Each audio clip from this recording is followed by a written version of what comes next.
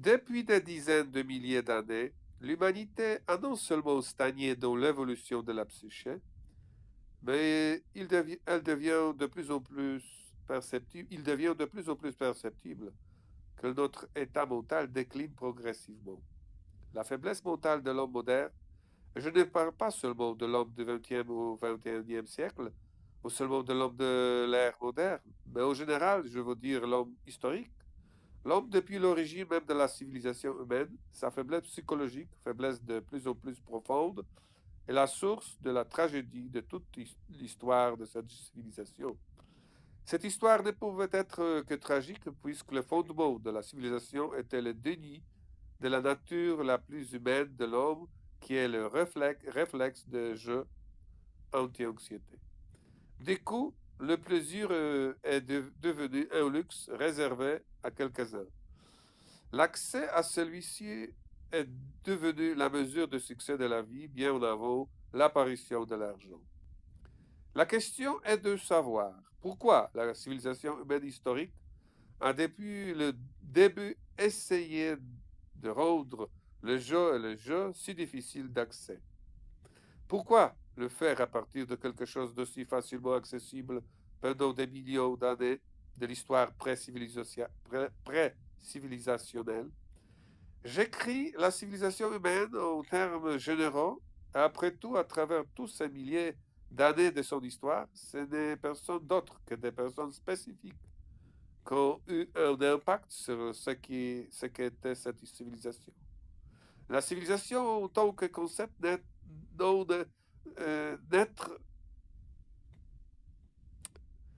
n'entre dans l'arène de l'histoire que lorsque les premiers personnages historiques émergent de la foule sous nom de personnages préhistoriques. Tant que les gens étaient sans nom, égaux les uns aux autres, il n'y avait pas encore de civilisation. Ainsi, la civilisation est une forme d'appropriation de l'histoire. Et cette appropriation ne pouvait être faite que par quelqu'un qui s'était auparavant approprié la terre, les richesses de la terre et même d'autres personnes. Et nous arrivons ici à la réponse à la question de savoir pourquoi la longue ère de l'homme qui aime s'amuser a pris fin et de l'homme de civilisation, l'homme civilisé est venu. À savoir, le facteur psychique de la poursuite du pouvoir, facteur 3, a finalement dépassé le facteur de convivialité, d'être ensemble et de s'amuser, facteur 2. Ce sont deux facteurs animaux, comme je l'ai déjà décrit dans d'autres ouvrages. En même temps, pendant des millions d'années, il y a été un facteur de convivialité et de jeu plutôt que le facteur de conscience, facteur 5, ou un rôle social, facteur 6, ce qui nous a automatiquement protégés de l'angoisse. Mais une chose extrêmement triste s'est produite il y a des dizaines de milliers d'années. Étant déjà magnifiquement équipés d'une conscience parfaitement développée, nous n'avons pas choisi ce qui est beau dans la nature animale, c'est-à-dire nous efforcer d'être avec les autres à travers le plaisir et le jeu, mais nous avons choisi ce qui est sombre dans la nature animale, c'est-à-dire lutter pour le pouvoir. Après des millions d'années,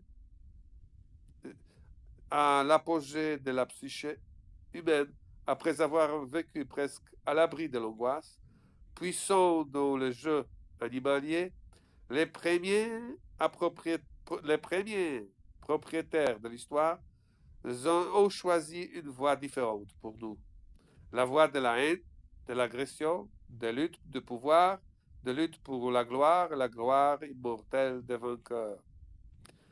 Pour ces quelques idées paranoïques, toute l'humanité a payé et continue de payer déjà plusieurs dizaines de milliers d'années le prix de la perte graduelle de ce qui était le meilleur en nous, les biens que nous avions hérités de la préhistoire, à savoir la bonté et l'amour. Parce que la bonté et l'amour, pas les conquêtes, ni les guerres, ni le commerce, ni la haine, ni le pouvoir, signifient l'humanité. Eh bien, mais il reste malgré tant de milliers d'années qui se sont écoulées un vague souvenir de l'âge d'or de l'humanité, un souvenir qui fait écho dans la mythologie antique de tous les peuples du monde, l'ère préhistorique, où tous les gens étaient frères, où tout le monde était heureux et jouait tous les jours, et il n'y avait pas de propriété, et tout le monde s'entraidait pour être plus heureux et s'amuser ensemble. Des échos de ce mythe scintillent encore sur les banderoles et dans les clichés, essayant de convaincre les derniers naïfs que l'homme moderne est un être plus noble et plus précieux que les animaux. Mais la vérité sur l'homme de la civilisation humaine est différente. Et pourtant, l'âge d'or de l'humanité n'est pas un mythe. Et pourtant, il est vrai que cela a duré des centaines de milliers, voire des millions d'années. Nous venons de le prouver.